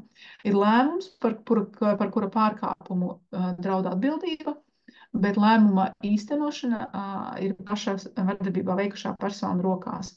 Vardarbībā cietusī personas savukārt var zvanīt atkārtot policijai, ja nošķiršana tiek pārkāpta, respektīvi, ja vardarbība veikusī persona atgriežas. Man te ir vecā informācija, nepatīrācija. Šajā brīdī, kur jūs redzat un pievērsiet uzmanību manai kļūdai, policijas lēmumu par nošķiršanu var pieņemt tikai pēc aizsargājumās personas rakstveida pieteikuma. Tā nav patiesība vairs šobrīd, un šis ir lielisks brīdis, kad akcentēt to, kā mūsu valstī notiek attīstība saistībā ar vardarbības jautājumiem. Šobrīd policijas lēmumu par nošķiršanu var pieņemt, un jau kādu laiku var pieņemt arī bez personas pieteikuma. Tātad, ja policija redz, ka kāds ir bijis vardarbīgs pret otru un persona varbūt pat neraksta iesniegumu un nepauž šo vēlmu, policija var to nošķiršanu veikt arī bez šīs te personas iesnieguma. Fiziski tiek sastādīts akts par pārkāpumu un stājas brīdī tajā pašā mirklī, kad policija atrodas šajā mājvietā, dzīvoklī, mājā vai kā citādi. 8 dienas ir gana pietiekams laiks, lai cilvēks, kurš ir cietis vardarbībā, veiktu to nākamo soli, kas savukārt ir pagaidu aizsardzība pret vardarbību. Jo mēdz būt arī vardarbības veicēji, kuri ir bailīgi, kuri tiešām apzinās sekas, ievēro šo te policijas nošķiršanu un neatgriežas mājās šajā noteiktajā laikā. Bet diezgan droši, ka pēc tām 8 dienām viņi būs klāt kā likts. Tāpēc šo 8 dienu laikā ir iespēja izmantot iespēju nosacīt tā kā pagarināt šo te nošķīrumu posmu, bet būtībā tas ir cits tiesiskā forma, kas ir pagaidu aizsardzība pret vardarbību. Tad tas mērķis ir radīt tādu mehānismu, kas ļauj personai nekavējoties saņemt aizsardzību. Un pagaidu aizsardzība pret vardarbību ir pieejama netiešā saistībā ar šo te nošķiršanu. Ir iespējama situācija arī, ka vardarbībā cietusī persona izlemj, kā vēlas saņemt pagaidu aizsardzību pret vardarbību. Nav notikusi nošķiršana, bet cilvēks uzraksta iesniegumu tiesai, un tiesa 2 darba dienu laikā pieņem lēmumu par pagaidu aizsardzību pret vardarbību. Ņemot vērā mūsu tiesu noslodzi, tas ir, manuprāt, lielisks risinājums. Ātrs tādā ziņā, ka ātri tiek pieņemts šis lēmums, kas arī ļoti, ļoti nozīmīgi, lai tas tiktu pieņemts ātri. Jo vardarbības gadījumā jebkura diena var maksāt cilvēka veselību un dzīvību. Ir dažādi pagaidu aizsardzības pret vardarbību līdzekļi. Pamatā visbiežāk izmantotie ir liegums atrasties kopīgajā mājvietā vai pietuvoties mājvietai noteiktā attālumā. Tie var būt, 200 metri, 500 metri, kilometrs, kā tiek pieprasīts. Aizliegums tuvoties cietušās personas darba vietai, bērnu skolām, dārziņiem, aizliegums sazināties ar cietušo personu, jebkādā veidā, gan klātienē, gan caur īsiņām, gan zvanot, gan caur citiem cilvēkiem. Šī vardarbības aizsardzības pret vardarbību līdzekļi var būt dažādi. Viens no tiem arī, kā tiesas lēmums, var būt rehabilitācija vardarbību veikušai personai. Atsevišķās situācijās pagaidu aizsardzība pret vardarbību netiek pielēmta 2 dienu laikā, bet tie ir reti gadījumi, kad tiesa izprasa papildus pierādījumus šim visam.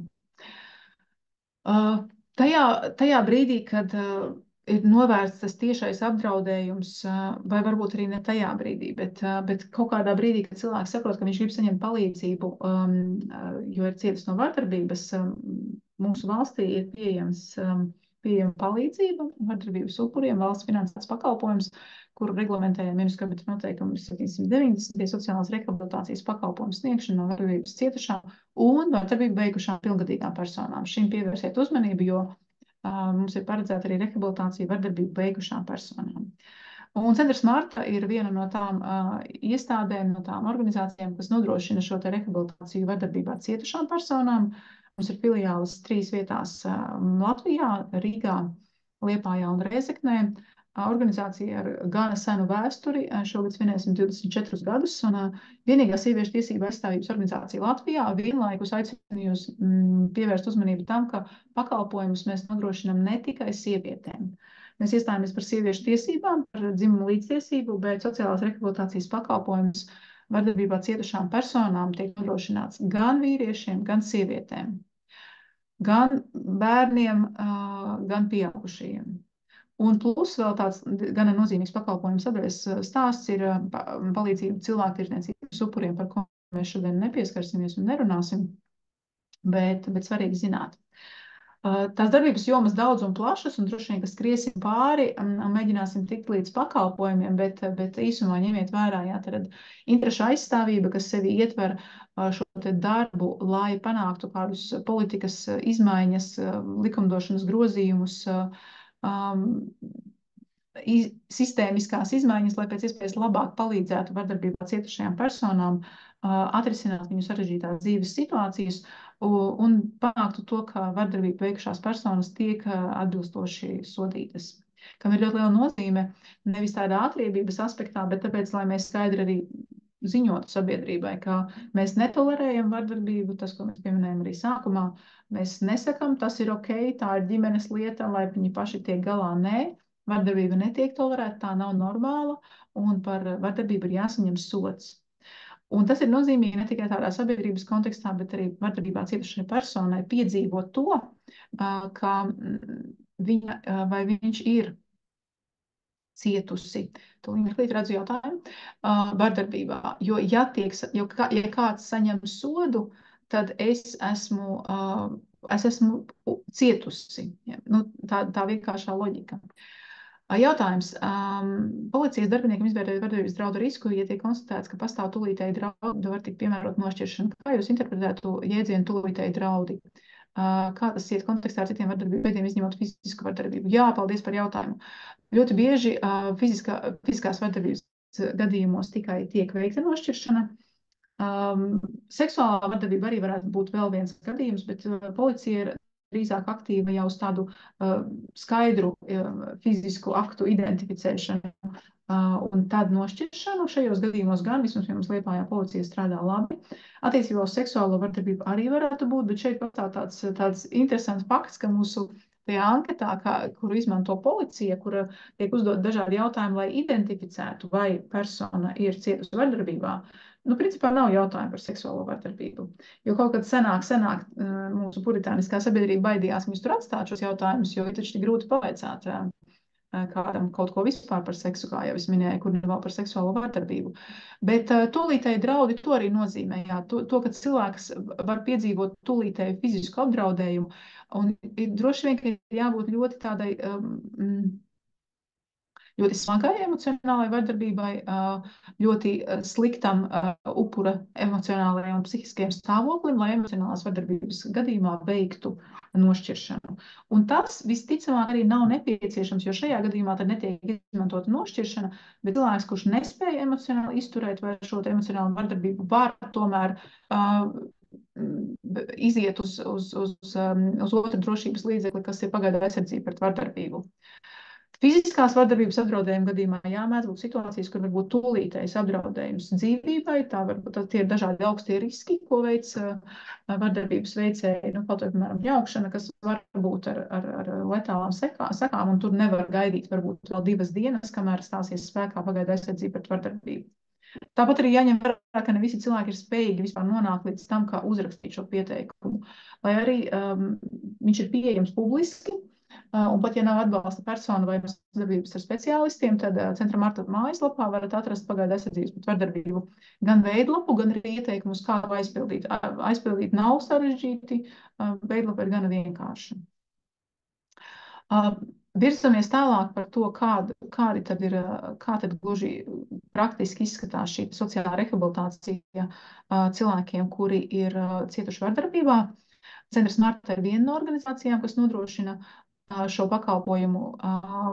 Latvijā ir arī citas organizācijas. Tāpat arī jāņem vērā, ka pat ja tā nav organizācija, kas nodarbojas specifiski ar sociālās rehabilitācijas sniegšanu vardarbībā cietušām personām, vienmēr šis pakalpojums ir pieejams sociālajos dienestos. Tad, lai kurā pasaules nevis Latvijas malā un nostūrī jūs atrastos, sociālais dienests nodrošina šo pakalpojumu. Tas ir kā pienākums nodrošināt sociālajiem dienestam.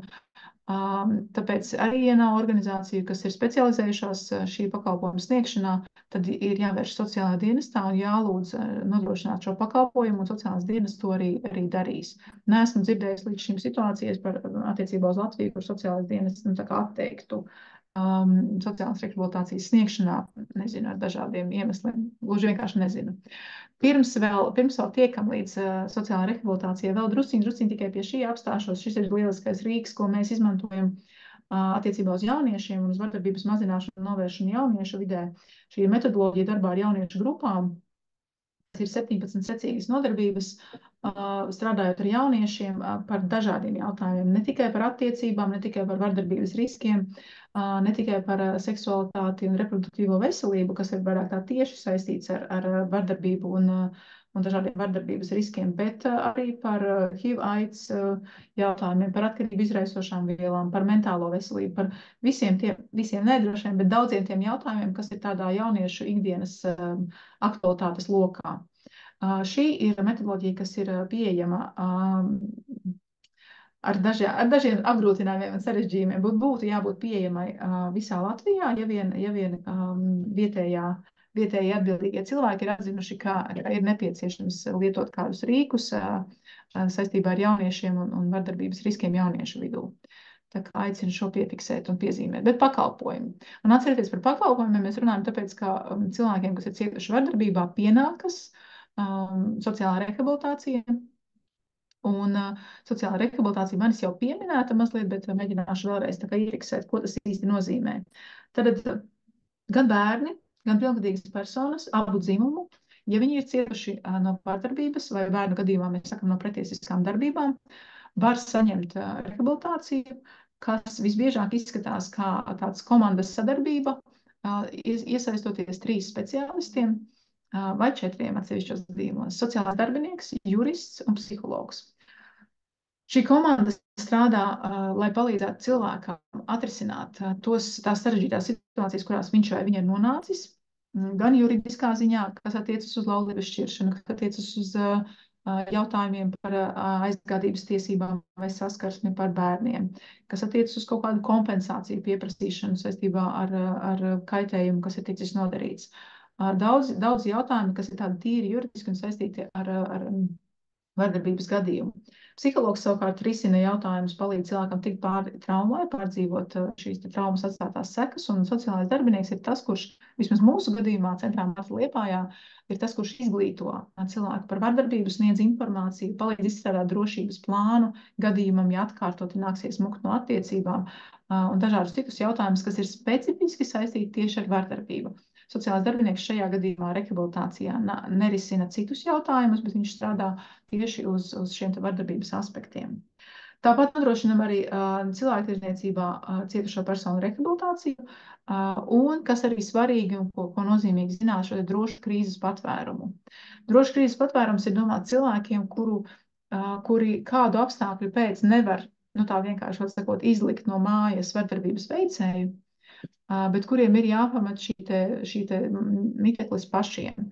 Apstākļi var būt dažādi, var gadīties, ka tā ir pareizāk, bet arī šajā gadījumā pastāv risks, ka, piemēram, vardarbības veicējs var apdraudēt vardarbībā cietušo personu, atriepties un vardarbība var turpināties. Tāpēc ir svarīgi rast iespēju drošam, anonīmam, krīzes patvērumam cilvēkiem, kuriem ir jāglābjas no šīm te vardarbīgajām attiecībām. Drošs krīzes patvērums ir pieejams Rīgā, Liepājā un Rezeknē. Bet drošs krīzes patvērums nav ekskluzīva šo 3 pilsētu ekstra. Jebkurš cilvēks no jebkuras vietas Latvijā, ja viņam ir nepieciešama droša krīzes patvērums, var vērsties šajā gadījumā centrā Marta tikai, jo mēs esam tie, kas nodrošina šo krīzes patvērumu, bet varētu nodrošināt būtībā jebkurā pašvaldībā un var, piemēram, no Daugavpils aizmukt uz Liepājas krīzes patvērumu, kas dažkārt arī labākais variants, ja vien tas ir iespējams, jo tas ir tā kā pietiekami tālu. Bet šo svarīgi ņemt vērā, ka šāds pakalpojums ir pieejams, pakalpojums personai ir bez maksas, ar iespēju saņemt arī dažādas citas finansējumu, dažādiem citiem ikdienā nepieciešamajiem tēriņiem. Gribu vēl paspēt pieminēt jums vēl citus atbalsta resursus krīžu un konsultāciju centrs Skalbes, droši vien, ka tikai pieminēšu, raugoties uz laiku. Bet šeit arī pievērsiet uzmanību, ka Skalbis nodrošina ne tikai psihologu konsultācijas un atbalsta grupas pie vardarbībā cietušām personām, bet viņi arī tieks nodrošina šo tālruņus, kuri dažkārt ir ļoti būtiski. Ja? Tad krīzes tālrunis, diennakts krīzes tālrunis, atbalsta tālrunis, ko redzējāt video, ja? Noziegumos cietušajiem, tad vardarbībā cietušām personām. Šeit mazliet vairāk informācijas par to. Es ticu, ka jūs esat redzējuši šo te bukletiņu ar atbalsta tālrunis cietušajiem uzrakstu. Manuprāt, diezgan plaši Latvijā pieejams, kas labi informatīvais e-pasts pieejama mājaslapa, kur savukārt pieejams čats. Ja, daudzi resursi svarīgi tikai par tiem zināt, lai mēs varētu arī ieteikt mūsu klientiem vai cilvēkiem, kuri varbūt ir mums tuvi un mums ir būtiski, lai viņi varētu saņemt palīdzību, jo ir cietuši vardarbībā. Dardedze. Dardedzes vārds daudziem droši vien zinām saistībā ar bērniem, un tā arī ir, ka Dardedze mums ir tā organizācija, kas specializējas jautājumos, kas ir saistīti ar bērniem, un izglīto sabiedrību par to, kā darīt tā, lai vardarbība nenotiktu, un, ja gadījumā ir noticis tā, ka ir noticis, tad arī palīdz bērniem, kuri ir cietuši vardarbībā. Ja Skalbis orientēti uz pieaugušām personām, un Skalbis arī, kas vērtē tādu psiholoģisku palīdzību, krīžu tālruņa palīdzība, dažādas krīzes, tā ir tā Skalbju specializācija, tad Dardedze savukārt viss, kas ar bērniem un, diemžēl, cietušiem bērniem, vardarbībā cietušiem bērniem. Jā, konsultācijas, palīdzība, izglītošana, arī interešu aizstāvība, kas nozīmē arī Martas gadījumā pieminēt politikas veidošana, kas būtu atbalstoša cietušajām personām, dalība lēmumu pieņemšanas procesos, liels apjomīgs darbs, caur kuru tad arī notiek izmaiņas tādās sistēmiskajās lietās.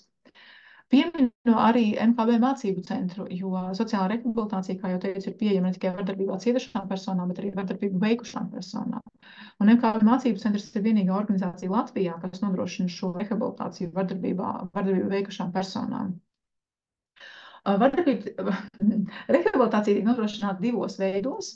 Vai nu tās ir individuālas psihologa konsultācijas līdz 16 konsultācijām, vai arī tās ir grupu nodarbības.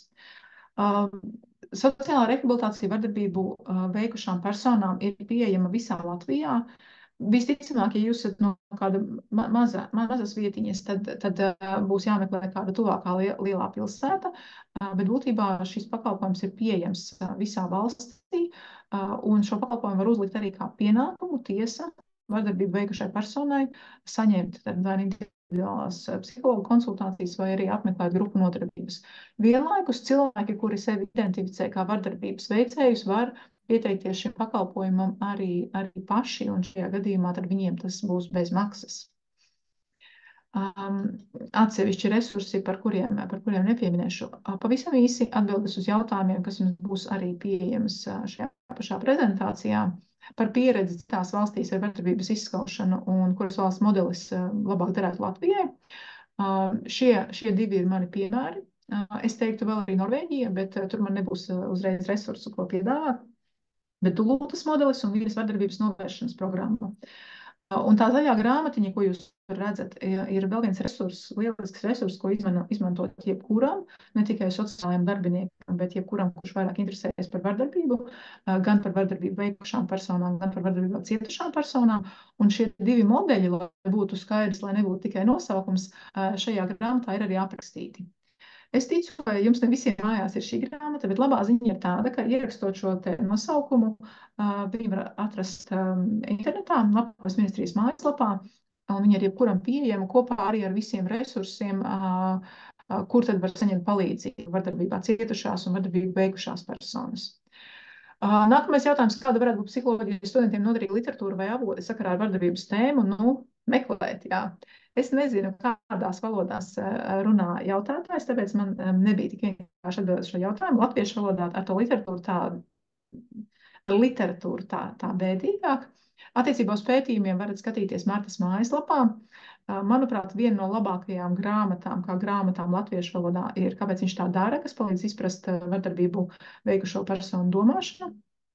Savukārt angļu valodā The Body Keeps the Score ir, manuprāt, viena no labākajām grāmatām, kuru ir vērts iegādāties vai kaut kur citādāk dabūt un lasīt.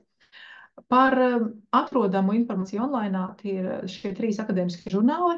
Neapzināti netulkoju, tāpēc, ka ja jūs ierakstīsiet tieši tā arī nosaukumu, kā jūs viņu redzat, tad, un varbūt vēl pierakstot klāt vārdiņu Sage, kas palīdz atrast. Bet būtībā es izmēģināju, viņi visi uzreiz arī tā kā parādās. Ir arī atsevišķi bezmaksas resursi, bet, gana bieži iznāk, ir, manuprāt, pirmais pieminētais ir pat reizi mēnesī, tad kāds ir 16 reizes gadā, kas ir diezgan liela regularitāte, un kaut kādi raksti ir pieejami arī bez maksas. Un, protams, ka var iegādāties arī par maksu. Nākamais jautājums par to, kā palīdzēt personai, kas cieši no vardarbības, bet to neatzīst. Tā pavisam īsi, tās ir 3 lietas. Tā ir izglītošana, informēšana, šī atpazīšanas veicināšana, tas ir sarunas, un tas ir aicinājums meklēt profesionālu palīdzību. Ja gadījumā neizdodas vienoties ar cilvēku, ka viņam ir jāmeklē palīdzība, tad arī šī persona, kura piedzīvo to, ka kāds cits cieši no vardarbības, var vērsties pēc palīdzības. Un šeit ir ļoti svarīgs aspekts, ka valsts finansētā programma pārēdz, ka sociālo rehabilitāciju var saņemt gan vardarbībā cietusī personu, gan viņas tuvinieks. Tad, ja es esmu māte, kura pieredz to, kā mana pilngadīgā meita cieši no vardarbības intīmās attiecībās, bet man neizdodas nekādā veidā panākt to, ka viņa vēršas pēc palīdzības, es varu vērsties sociālajā dienestā vai centrā Marta un saņemt sociālo rehabilitāciju. Tad psihologa konsultācijas, droši vien juridiskais atbalsts nebūs šajā gadījumā vajadzīgs, un sociāla darbinieku konsultācijas. Šis nozīmīgs aspekts, ka dažkārt paslīd garām. Jā, tad ne tikai pati vardarbībā cietusī persona, bet arī viņas tuvinieki var saņemt sociālo rehabilitāciju.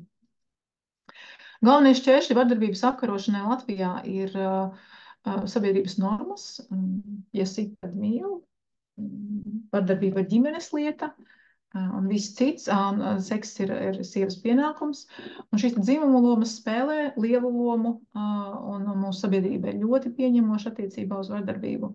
Tāpat arī nepietiekama ziņošana. Ļoti bieži vardarbībā cietušās personas pašas neziņo, jo neusticas, jo ir bijusi iepriekšējā negatīva pieredze, jo baidās, jo ir kauns. Lai arī atbalsta pakalpojumi ir pieejami, tomēr tie ir nepietiekami joprojām, un it īpaši domāju par seksuālas vardarbības upuriem. Un, lai arī juridiskā sistēma mums ir gana laba, tomēr ir atsevišķas nepilnības, kuras būtu novēršamas, lai vardarbības upuri saņemtu pēc iespējas labāku atbalstu un palīdzību. Par riskiem, lai persona neatgrieztos vardarbīgās attiecībās, ir svarīgi izplānot drošību. Arī varu teikt, ka Martas mājaslapā ir iespējams, ir pieejams šī drošības plāna izstrāde, ko darīt, kā sagatavoties situācijai, kad būs jāmūk. Tur ir noteikti aspekti, kā var sagatavoties šim mūkšanai. Tas ir atbalsts šai personai, kura plāno pārtrauks vardarbīgās attiecības, bet iespējams šaubās kādā brīdī, un tas ir normāli. Kādā brīdī sākt atcerēties tikai labos momentus vardarbīgajās attiecībās, kādā brīdī pakļauties spiedienam, kā bērniem taču vajag tēvu vai māti. Tas viss ir normāli, bet ir svarīgi tāpēc atbalstīt šo vardarbībā cietušo personu un atgriezties kādā brīdī pie veselā saprāta un palīdzēt ieraudzīt lietu reālu ainu. Izglītošana un juridiskās palīdzības nodrošināšana arī veicina tādu finansiālo neatkarību, jo šis var būt nozīmīgs aspekts, kāpēc atgriezties vardarbīgajās attiecībās, jo gluži vienkārši ir nepietiekami daudz naudas, lai varētu izdzīvot. Nu tā, es atvainojos par 10 minūtēm pāri. Es tā negribēju, bet tā sanāca. No manas puses šobrīd paldies. Es ticu, ka jūs saņemsiet prezentāciju, tur būs arī mani kontakti, un ja jums ir kaut kas, ko jūs gribētu dzirdēt no manis, ja jūs gribētu saņemt kādus materiālus, tad, ja vien manā rīcībā būs iespēja jums kādā veidā palīdzēt, tad es noteikti to darīšu. Tiešām ticiet, es tā vienmēr daru, es nemānos. Un visādi citādi, lai jums droša un brīva dzīve, un neklusējiet. Jā. Ja jūs esat tie, kas piedzīvo vardarbību, vai tie, kuri redz situāciju, kur kāds cits piedzīvo vardarbību, neklusējiet. Tas ir tik maz un vienlaikus ir ļoti daudz, es apzinos to, bet tikai tā arī var sākt pārtraukt vardarbību mūsu sabiedrībā. Paldies jums!